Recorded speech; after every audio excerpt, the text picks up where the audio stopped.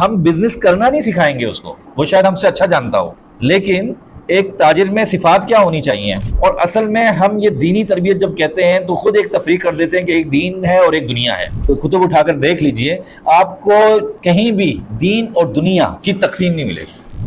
اور آ کر کہتا ہے یا رسول اللہ مجھے زنا کی اجازت دے دیجیے. روایت پڑھ رکھی ہے، مجھے زنا کی اجازت دے دیجیے. سب سے پہلا جو سوچنے کی بات ہے، آپ اپنی گاڑی اپنی بائک اسٹارٹ کر چکے ہوئے ہیں کہ اچانک ایک شخص سامنے آ جاتا ہے، مولانا مجھے ایک سوال پوچھنا ہے. اب میں کیا کہوں گا؟ اس نے کہا کہ مولانا صاحب یہ فارم جمع کرانے کی آخری تاریخ کیا ہے؟ میرے سفر میں ہوں اور پتہ نہیں کیا ہے. میں نے کہا یار اللہ کے بندے تو یہ کام ہوتے ہیں. Subscribe our channel. اللہ رب العالمین والعاقبۃ للمتقین والصلاة والسلام علی محمد وعلی آلہ واصحابہ اجمعین عدد خلقہ وزنۃ عرشہ ورضا نفسہ ومداد کلماتہ سبحان اللہ وبحمدہ سبحان اللہ العظیم. السلام علیکم ورحمۃ اللہ وبرکاتہ. کیسے مزاج ہیں آپ لوگ؟ خیریت سے ہیں؟ ٹھیک ٹھاک ہیں؟ پہلے کچھ مسائل آپ کے سامنے رکھتے ہیں، پھر دیکھتے ہیں کہ موضوع ضروری کیوں ہے، ضرورت کیوں ہے. اب چونکہ ٹائم کچھ کم بھی ہے اور ماشاءاللہ آپ لوگ ایک بھرپور تربیتی ماحول سے گزر بھی چکے ہوئے ہیں، تو کچھ میں نے جو تمہید باندھنی تھی اس کو میں اسکپ کرتے ہوئے آگے بڑھ رہا ہوں. سب سے پہلے ہم یہ دیکھیں کہ علماء کرام کا بنیادی فرض منصبی ہے کیا؟ آپ کے خیال سے کیا بنیادی فرض منصبی کیا ہے ہمارا؟ بنیادی طور پر ایک عالم کا فرض منصبی یہ ہے کہ اس نے لوگوں کو اور اس کا جو اپنا حلقہ احباب ہے، اس کی جو ٹارگیٹڈ آڈینس ہے نا، ہم میں سے ہر ایک کی ایک محدود حلقہ احباب ہوتا ہے، وہی ہماری ٹارگیٹ آڈینس ہوتی ہے. ایسے ہی ہے، ہم پوری دنیا بات تو کر دیتے ہیں لیکن پوری دنیا کے مکلف نہیں ہیں. ہم مکلف ہیں اپنے حلقہ احباب کے، وہ ہماری ٹارگیٹ آڈینس ہے. اب وہ جو ہمارا حلقہ احباب ہے وہ ہر ایک کا مختلف ہے، شاید کسی کے اس میں 100 لوگ ہوں، کسی کے 1000 ہوں، کسی کے لاکھ ہوں، لیکن ہوگا پھر بھی لمیٹڈ ہی. تو وہ ہماری ٹارگیٹ آڈینس ہے. تو ایک عالم کا فرض منصبی یہ ہے کہ اس کی جو ٹارگٹ آڈینس ہے، اس کا جو حلقہ احباب ہے، اس کو اس نے جینا سکھانا ہے. اس نے جینا سکھانا ہے. اب جینا سکھانا سے کیا مراد ہے؟ یعنی کہ 24 گھنٹے میں انسان جو کچھ کرتا ہے، پوری 24 گھنٹے کی زندگی، اس کے ہر فیصلے پر اثر انداز ہونا ہے کس نے؟ عالم دین نے. وہ شوہر کیسا ہوگا یہ کون سکھائے گا اسے؟ عالم دین. وہ پڑوسی کیسا ہوگا کون سکھائے گا؟ عالم دین. وہ بزنس مین کیسا ہوگا؟ ہم بزنس کرنا نہیں سکھائیں گے اس کو، وہ شاید ہم سے اچھا جانتا ہو، لیکن ایک تاجر میں صفات کیا ہونی چاہیے؟ بہت سے فیصلے لیتے ہوئے اس پر کون اثر انداز ہو رہا ہوگا؟ عالم دین. ایک ٹیچر ہے، اس پر کون اثر انداز ہو رہا ہوگا؟ بنیادی فرض منصبی یہ ہے کہ ہم بہت مرتبہ اپنے فرض منصبی کو محدود کر دیتے ہیں کہ ہمارا کام تو کیا ہے جی؟ دینی تربیت کرنا. اور اصل میں ہم یہ دینی تربیت جب کہتے ہیں تو خود ایک تفریق کر دیتے ہیں کہ ایک دین ہے اور ایک دنیا ہے. ایک دین ہے اور ایک سیکولرائزیشن آف نالج ہم خود کرتے ہیں. قرآن کریم میں آپ نے کبھی بنیادی ماخذ میں ان کا تقابل پڑھا ہے؟ دنیا کے مقابلے میں کیا لفظ استعمال ہوتا ہے؟ آخرت. یہ دین اور دنیا کی تقسیم کب آئی؟ آپ اٹھا کے دیکھ لیجئے ماخذ، اپنے قرآن و حدیث پورا اٹھا کر دیکھ لیجئے. آپ قرن اول کا کتب اٹھا کر دیکھ لیجئے، آپ کو کہیں بھی دین اور دنیا کی تقسیم نہیں ملے گی. دنیا اور آخرت ہے. یہ تو کچھ صدیاں پہلے یہ سلسلہ شروع ہوا کہ ایک دین ہے اور ایک دنیا ہے. یہ دیندار لوگ ہیں، یہ دنیا دار لوگ ہیں. یہ علوم دیندار ہیں، یہ علوم دنیا دار ہیں. ہمارے بنیادی ماخذ میں یہ چیز ہے ہی نہیں. اگر آپ کے ابھی بھی ذہن میں کچھ آ رہا ہے تو ضرور بتائیے مجھے، سرچ کر کے دیکھ لیں. قرآن و حدیث میں جو تقسیم ہے وہ تو دنیا و آخرت کی ہے. ٹھیک، تو ہم محدود کر دیتے ہیں کہ ہم نے دینی تربیت کرنی ہے. نہیں، ہم نے تربیت کرنی ہے، کیونکہ دینی تربیت کیا ہوگا؟ مطلب زندگی کا ہر جو پہلو ہے اس میں دین ہے. کوئی پہلو ایسا نہیں ہے، چاہے ہماری معاشرت ہو، چاہے ہماری تنہائی کی زندگی ہو، چاہے ہماری سوشل لائف ہو، کھیل کا میدان بھی ہے، وہاں پہ بھی دین ہے. ایسے ہی ہے. ہم آگے گرمیاں آ رہی ہیں نا، پاکستان دوڑے گا گھومنے پھرنے کے لیے، ناردرن ایریاز میں جانے کے لیے، تفریح پر جا رہے ہیں، وہاں پر بھی دین ہے. کارپوریٹ سیکٹر میں بھی دین ہے، کھیل کے میدان میں بھی، ایوانوں میں بھی دین ہے. ہر چیز ہر جگہ ہے نا. تو ہم جو یہ محدود کر دیتے ہیں کہ ہم نے دینی تربیت کرنی ہے، تو دینی تربیت کا پھر عام مفہوم یہ لیا جاتا ہے کہ جی نماز روزہ سکھا دینا ہے. وہ بھی سکھانا ہے، عقیدہ بھی سکھانا ہے، ٹھیک، لیکن انسانی شخصیت کے ہر پہلو پر اثر انداز کس نے ہونا ہے؟ عالم نے ہونا ہے. اور ماضی میں ایسا ہی ہوا کرتا تھا. اور وہ لوگ جو معاشرے پر اثر انداز ہوتے تھے اس طور پر کہ انسانیت کے، انسانوں کے ہر فکر پر وہ اثر انداز ہوتے تھے. اس کو کہتے تھے سوشل لیڈرشپ، معاشرتی قیادت. اور یہ ہمیشہ علماء کے ہاتھ میں رہی ماضی میں. سیاسی لیڈرشپ کی بات نہیں کر رہا، سوشل لیڈرشپ. آج کی سوشل لیڈرشپ کس کے ہاتھ میں ہے؟ شاید ہمارے ہاتھ میں نہیں. لوگوں کے طرز زندگی کے فیصلے کون کرتے ہیں، یعنی اس پر کون اثر انداز ہو رہا ہے؟ مختلف طبقات ہیں اس میں. کہیں شوبز انڈسٹری آ رہی ہوگی، کھیل سے وابستہ لوگ آ رہے ہوں گے، سیاست سے وابستہ لوگ آ رہے ہوں گے، کاروبار سے وابستہ لوگ آ رہے ہوں گے. اس میں کہیں علماء بھی ہیں، اس میں کہیں علماء بھی ہیں. لیکن مجموعی طور پہ معاشرے میں جو لوگوں کے اذہان پر، ان کے لائف سٹائل پر، ان کے افکار و نظریات پر اثر انداز ہو رہے ہیں، اس میں ہمارا حصہ کم ہے. ایسا ہی ہے. اب یہیں سے تھوڑا سا بات آگے بڑھاتے ہیں. یہ بتائیے کہ اس وقت ہماری تعداد ماضی کے مقابلے میں زیادہ ہے یا کم ہے؟ زیادہ ہے. یعنی کہ آج زیادہ علماء تیار ہو رہے ہیں ماضی کے مقابلے میں، اور سوسائٹی پر امپیکٹ کم ہو رہا ہے. ہونا کیا چاہیے تھا؟ زیادہ ہونا چاہیے. آج جو وسائل مجھے اور آپ کو دستیاب ہیں، ماضی میں کبھی علماء کو اتنے وسائل دستیاب ہوئے ہیں؟ وسائل بڑھ گئے ہوئے ہیں، تعداد بھی بڑھ گئی ہے، وسائل بھی بڑھ گئے ہوئے ہیں، لیکن جو ریزلٹ ہے، جو پروڈکٹیوٹی ہے، وہ کم ہو گئی. آج علم حاصل کرنا ماضی کے مقابلے میں بہت زیادہ آسان، بہت زیادہ. کبھی دنیا کی معلوم تاریخ میں جو ہسٹری ہمارے پاس ہے، یہ بھی بس انسان کو زعم ہے کہ ہمیں سب کچھ پتہ ہے، تو جو معلوم ہسٹری ہے اس میں کبھی علم حاصل کرنا اتنا آسان نہیں تھا. جس قدر ذخیرہ علم آج میرے اور آپ کے سامنے اتنا بسہولت موجود ہے، ماضی میں نہیں تھا. لوگ ایک ایک کتاب کے لیے ٹھوکریں کھایا کرتے تھے، ترس جاتے تھے. زیادہ دور کی بات نہیں ہے. سیرت النبی لکھی مولانا علامہ شبلی نعمانی رحمۃ اللہ علیہ نے. آپ میں سے پڑھی ہے کسی نے؟ بڑی لاجواب کتابیں، ضرور پڑھیں. سیرت پر، اردو سیرت نگاری میں وہ ایک بہت بلند مقام رکھتی ہے. علامہ شبلی نعمانی اور سید سلمان ندوی رحمۃ اللہ علیہ دونوں کی مشترکہ کتاب ہے. تو علامہ شبلی نے جب یہ کتاب لکھی تو اس کا پس منظر یہ ہے کہ انہوں نے جاب چھوڑی اپنی، اس سے استعفیٰ دیا، اور کچھ لوگوں نے مل کر کچھ فنڈ اکٹھا کیا، کچھ کتب منگائی گئی، اور پھر بڑی ریسرچ ہوئی، اس کے بعد وہ کتاب وجود میں آئی. وہ بڑے دلچسپ بات ہے. یہ 1920 کے قریب کی بات ہے، زیادہ پرانی، مطلب 100 سال پہلے کی بات ہے. میں نے کہا کہ کچھ یوں سمجھ لیتے ہیں، ہم نے کچھ بنیادی چیزیں اسکپ کر کے ہم مدعا پہ آگے سیدھا. سب سے پہلی چیز کہ معاشرے میں میرا تعارف کیا ہے، امپیکٹ کہاں سے شروع ہوتا ہے. اس کے لیے معاشرے میں میرا تعارف، لوگوں میں میری پہچان کیا ہے، اور پھر معاشرے سے مراد میرا حلقہ احباب، میری ٹارگٹ آڈینس، اس میں میرا تعارف کیا ہے. آپ دیکھیے رسول اللہ صلی اللہ علیہ وسلم نے جب سب سے پہلی مرتبہ اللہ کا پیغام لوگوں تک پہنچانے کے لیے ان کو جمع کیا، تو بات کا آغاز کہاں سے کیا؟ براہ راست دعوت سے نہیں، دعوت سے پہلے بطور دلیل کے اپنی شخصیت کو پیش کیا. سوال پوچھا کہ اگر میں کہوں گا کہ اس پہاڑ کے پیچھے سے حملہ آور ہونے والا ہے، یعنی جو کچھ تمہیں نظر نہیں آ رہا، اس کے حوالے سے اگر میں کہوں کہ یہ کام ہونے والا ہے، تو تمہارا جواب کیا ہوگا؟ کہتے ہیں کہ ہم مان لیں گے. کیوں؟ کہ 40 سال میں ہم نے کبھی آپ سے جھوٹ کا مشاہدہ، ہم نے آپ کو ہمیشہ سچا پایا ہے. تو بات کرنے سے پہلے اپنی گزشتہ زندگی کو بطور دلیل کے پیش کیا کہ میں ایک کیسا شخص ہوں. بات یہاں سے شروع ہوتی ہے. تو سب سے پہلے تعارف کیا ہے میرا معاشرے میں، اس کو دیکھتے ہیں. ہونا کیا چاہیے اور ہے کیا. آپ دیکھیے رسول اللہ صلی اللہ علیہ وسلم کی مجلس ہے، آپ خود اس میں تشریف فرما ہیں. کیسی پاکیزہ مقدس مجلس ہے کہ آپ تشریف فرمائیں، سامنے صحابہ اکرام بیٹھے ہوئے ہیں. تو روئے زمین پر اس سے زیادہ پاکیزہ مقدس پرنور مجلس نہیں ہو سکتی. ٹھیک. تو رسول اللہ صلی اللہ علیہ وسلم کے مقام، مرتبہ، آپ کے وقار اور آپ کا ایک حیا آپ کی شخصیت میں، اس سب کو سامنے رکھیں. مجلس کی نورانیت اور تقدس کو بھی سامنے رکھیں. اب ایک نوجوان آتا ہے اس مجلس میں اور آ کر کہتا ہے، یا رسول اللہ مجھے زنا کی اجازت دے دیجیے. روایت پڑھ رکھی ہے، مجھے زنا کی اجازت دے دیجیے.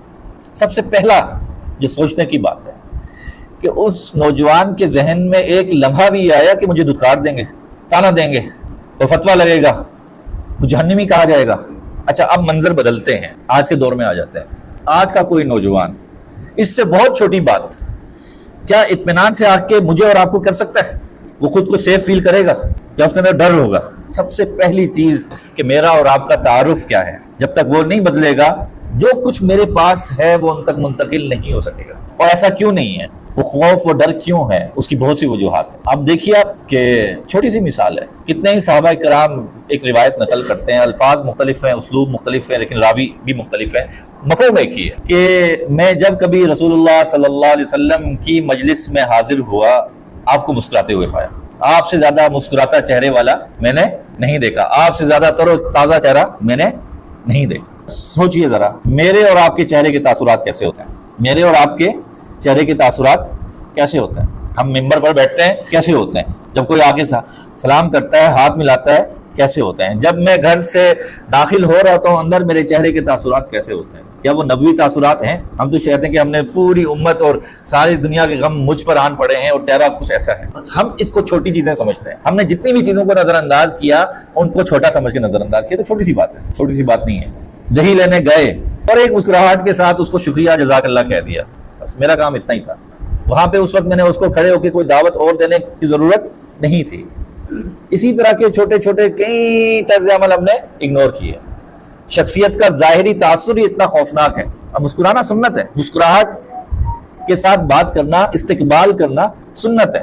میں اور آپ استقبال کیسے کریں گے؟ آپ صلی اللہ علیہ وسلم نے حضرت ابو ہریرہ رضی اللہ تعالیٰ عنہ کو، غالباً حضرت ابو ہریرہ رضی اللہ تعالیٰ عنہ، یہ ابن مسعود ہیں، آپ نے تلقین فرمائی، نصیحت کی کہ دیکھو ایک وقت آئے گا کہ دور دراز سے لوگ تمہارے پاس آئیں گے علم حاصل کرنے، اور جب وہ آئیں تو تم انہیں مرحبا کہنا، خوش آمدید کہنا، اور آپ کا اپنا طرز عمل بھی یہی تھا۔ آپ صلی اللہ علیہ وسلم تشریف لے جا رہے ہیں، اب بدو ہیں، ان کا اپنا اسٹائل ہے، ان کی اپنی تہذیبی روایات ہیں، وہ جو تمدنی معاشرہ ہے اس کو وہ نہیں کرتے ہیں فالو۔ آپ اونٹ پر تشریف فرمائے جا رہے ہیں، آ جاتا ہے آ کے اونٹ کی نکیل پکڑ لیتا ہے کہ یہ 3 باتیں بتائیں، چھوڑوں گا نہیں بتانا اس کو۔ آپ وہ 3 باتیں ارشاد فرماتے ہیں اور پھر عذرائے تفنن بڑی ظریف انداز میں کہتے ہیں یار اب تو اس کو چھوڑ دو۔ اچھا منظر بدلتے ہیں، آپ اپنی گاڑی اپنی بائک اسٹارٹ کر چکے ہوئے ہیں کہ اچانک ایک شخص سامنے آ جاتا ہے، مولانا مجھے ایک سوال پوچھنا ہے۔ اب میں کیا کہوں گا؟ ٹھیک ہے میں کبھی جواب نہیں دینا چاہوں گا، لیکن وہ اس کو جواب کیسے دوں گا میں، مطلب کس کو ڈیل کیسے کروں گا، ڈیل کیسے کروں گا؟ لوگ آداب سے نہیں ہے، بس ان کو بھی مسئلہ ہے، بس آیا تو آیا۔ لوگ کیا ہمارے اپنے ساتھی کتنی مرتبہ کرتے ہیں، ہمارا نا وہ ایک تربیتی پروگرام ہوتا ہے سال کے آخر میں، ینگ علماء لیڈرشپ پروگرام، تو اس کے فارم جمع ہو رہے ہوتے ہیں، تو ہر سال مختلف تجربات سے گزرنا پڑتا ہے۔ تو مجھے اب بھی یاد ہے ایک مرتبہ کال آئی، رات کو کوئی 2:30 پونے 3 تھے رات کے، تو عام طور پہ تو میں وہ سائلنٹ کر دیتا ہوتا موبائل کلک میں کہ بھول گیا، تو میں کال اٹھا لی۔ اس نے کہا کہ مولانا صاحب یہ فارم جمع کرانے کی آخری تاریخ کیا ہے؟ میرے سفر میں ہوں اور پتہ نہیں کیا ہے۔ میں نے کہا یار اللہ کے بندے تو یہ کام ہوتے ہیں، لیکن ہم کیسے ڈیل کریں گے؟ یا اس منظر کو چھوڑیں، وہ بدو آیا آ کے مسجد نبوی کے صحن میں پیشاب کر دیتا ہے۔ طرز عمل ہمارے سامنے ہے نا، نبوی طرز عمل کیا تھا؟ کوئی نوجوان آ کے جوتے سمیت مسجد میں داخل ہو جاتا ہے، میرا طرز عمل کیا ہوگا؟ ہم نے اخلاق کہاں سے سیکھے؟ معاشرے سے۔ ہم نے نشست و برخاست طور طریقے کہاں سے سیکھے؟ اپنے خاندانی روایات سے، اپنے ماحول سے۔ کہیں بھی اس کا ماخذ سیرت نہیں ہے، حالانکہ میرے جذبات کا ماخذ کیا ہونا چاہیے؟ میرے رویوں کا، میری عادات کا، میرے طرز عمل کا، میرے بولنے کے انداز کا۔ تو ہم نے بہت ساری چیزوں کو یہ کہہ کر نظر انداز کر دیا کہ یہ تو معمولی سی بات ہے، اس کا ہمارے سے کیا تعلق ہے؟ آپ آداب گفتگو دیکھیے کس قدر اہم چیز ہے، کس قدر اہم چیز ہے۔ آپ قرآن کریم کا اسلوب دیکھیں کہ قرآن کریم اصولی باتیں کرتا ہے، ایسا ہی ہے، تفصیلات میں نہیں جاتا۔